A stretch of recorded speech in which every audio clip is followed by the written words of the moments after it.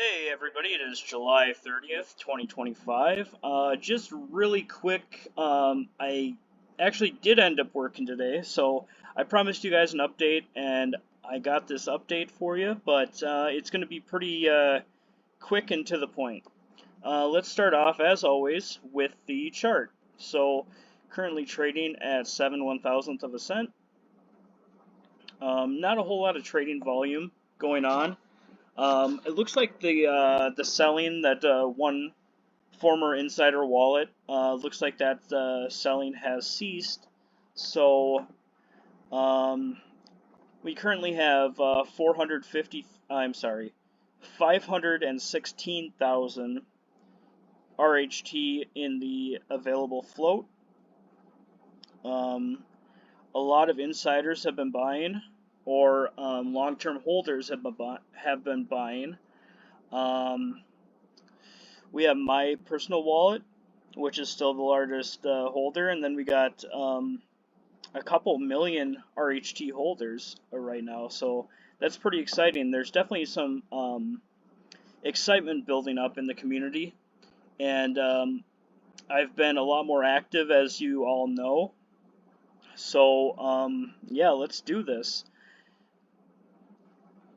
I still say every time, like, we should try our best to get RHT to be a coin that people love to trade, because the swings are so wild in it. Even people that don't care about RHT, they should notice the swings, like 50% one day, 20% the next day.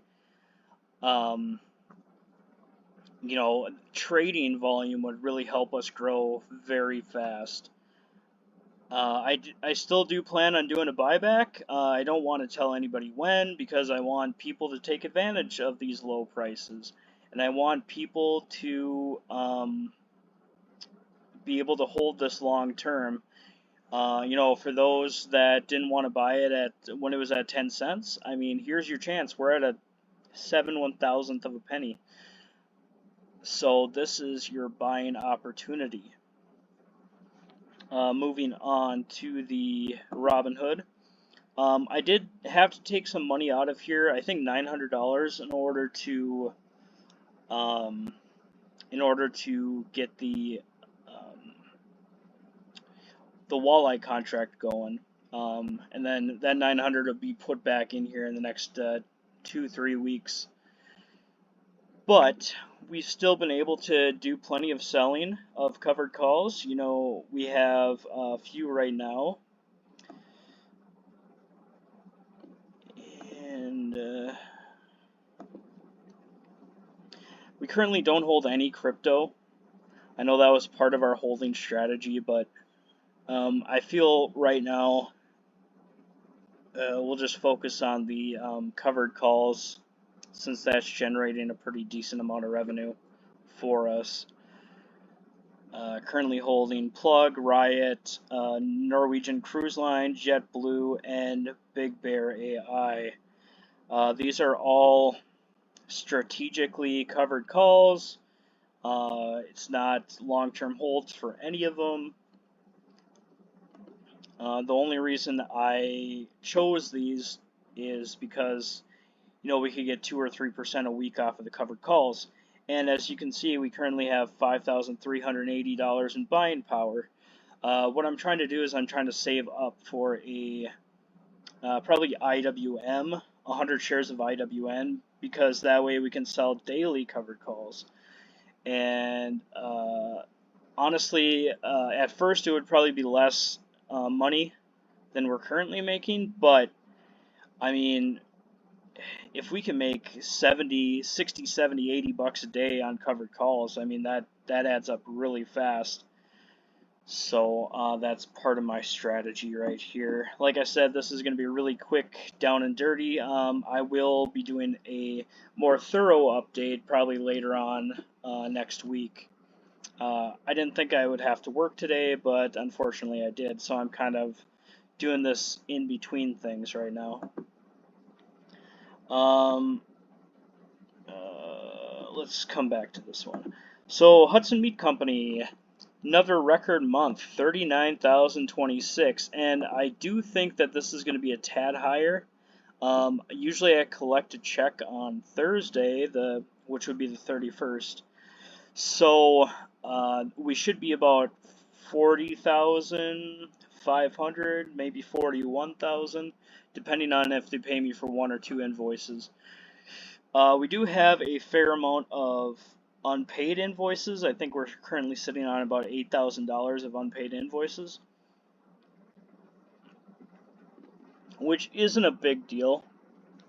Usually, I don't start to sweat the unpaid invoices until we're over about 10,000, because that's when like I personally start to feel it, because there's not like that much money in the Hudson Meat Company account. So like, it is Hudson Meat Company. We're at the point now where it is sustaining itself. I'm not having to put personal money into it, but those long-term holders know that what was it, last year I did a $24,000 loss on Hudson Meat Company, so that stings, you know. But we are recovering from that, and I don't feel the sting as bad as I did, say, back in January. But isn't that crazy? Look at this. 17,000 in January, 39,000 in July, over double the volume. And honestly, like, I think with my current setup, I could probably do about 100,000 a month before the system starts to break down. Right now, you know, obviously we just have the one truck. Don't really have a warehouse. The truck is the warehouse, basically, and it's parked on my property. So I feel like I could do about 100,000 a month with this current setup. And then after that, we'd probably have to either decide if we're going to just stay at that, or if we're going to get a small warehouse, or if we're going to sell the company, or what. But, I mean, 39,000, that's a pretty decent chunk of money. What is that? 468,000 a year. Obviously, we're not going to hit that this year unless we go just absolutely nuts the rest of the year. But obviously, like, we had the $17,000 and $20,000 month. But I would say realistically, we're probably looking at 350 to 400,000 year-end revenue, which is, compared to last year, we did 146. I mean, that's incredible. The growth on Hudson Meat Company is just getting stronger and stronger. I mean, I got meetings next week with more convenience stores, more restaurants. It's really funny because back in April and May, we were talking, the insiders and we were talking, hey, I think we just stop focusing on growing Hudson Meat, you know, just let it do its thing for a while. And as soon as we said that, the floodgates opened, and I've gotten probably 10 new customers since then. And honestly, if I could get Hudson Meat Company to where I can do this full time, because this is just part time. This is me, like, probably 7 to 10 hours a week is generating this kind of revenue. If I could do this 40 or 50 hours a week, I mean, I could probably do a couple million a year. But like I said, as is, I feel comfortable saying that we could probably do 100,000 a month, and then it's like our setup's just going to start breaking at that point. Cracks are going to show. So what's nice about our current setup is that we're not really holding inventory. I probably have about less than $1,000 worth of inventory, which is great. I don't really want to hold inventory. I did talk about opening a fair store, and I do have a fair store set up. So a fair store is basically Amazon, except it's geared more towards retailers. So like everything we sell on that store is going to be like case quantities. People just can't come in and buy one pack of gum, you know. It's going to be a case of gum, or it's going to be a case of gum plus a case of Hershey's, you know. Um, so that should be good. It's not going to be nearly the revenue that Amazon was, I don't think. I just don't feel like there's that much traffic on Faire. But I do like how Faire is geared more towards what we're doing.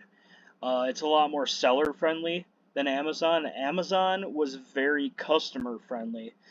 And a lot of times that would bite the seller in the ass because, you know, the customer could just say, hey, I never got the package, and then Amazon automatically refunds them without any recourse. So I think that really hurt us last year. Obviously, it was nice. I mean, we did $20,000, $25,000 on Amazon. I can't remember exactly what it was. But if we're doing $25,000 not making any money, then what's the point? So on the flip side of that, though, is if we're using Amazon or Faire to increase our volume, not necessarily making profit, like maybe if we're just eking out like a 5% profit, but that increased volume would help us lower prices to our in-person customers, that could be big. So there's a lot of different angles we could work at. One thing that did change from last month is we started dealing with Eddie M Seafood. I've actually been dealing with Eddie M for a long, long time, like probably close to 10 years. I didn't, when I originally started Hudson Meat Company, I didn't really plan to use them because they tend to be a bit more expensive. But I kind of explained what I'm doing and how they can help us increase our volume. And so far, so good. I mean, we've only done 13 cases with them this past month, but 13 cases was $1,600. $124, $125 average per case. Compare that to Redstone, where Redstone's only about $29 a case.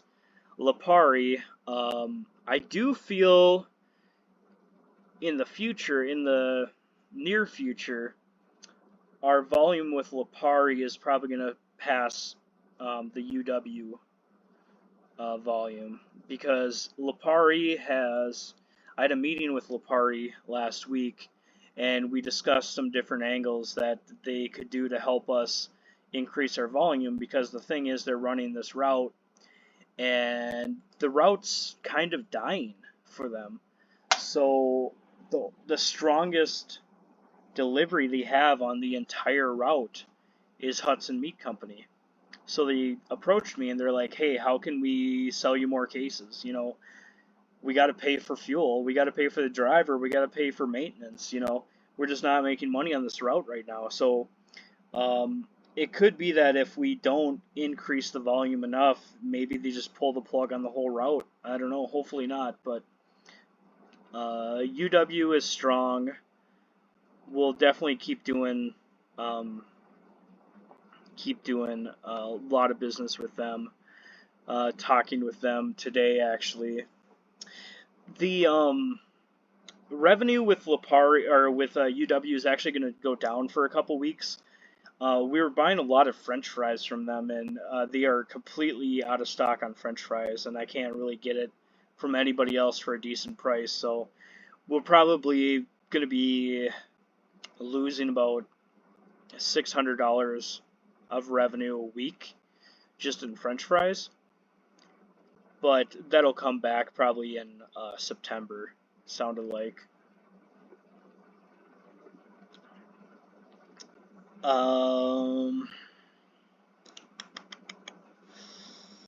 I think that's it for this. So we can go to this, the RHT weekly dividend. We got AdMob 4072, AdSense 363, Business 39,000. I think this will change. Like I said, I believe will be over 40,000. Music royalties was down by about half, 156.85. Haven't gotten the interest payment yet, but I think it'd probably be around the same, 36. I think I saw somewhere it was like 45 cents this month. Stocks, we jumped from 486 up to 872. Like I said, I took about $900 or $1,000 out of there for the walleye, which will be going back in. So some of that was probably before I took the 900 out. But still, $872 on $3,500 of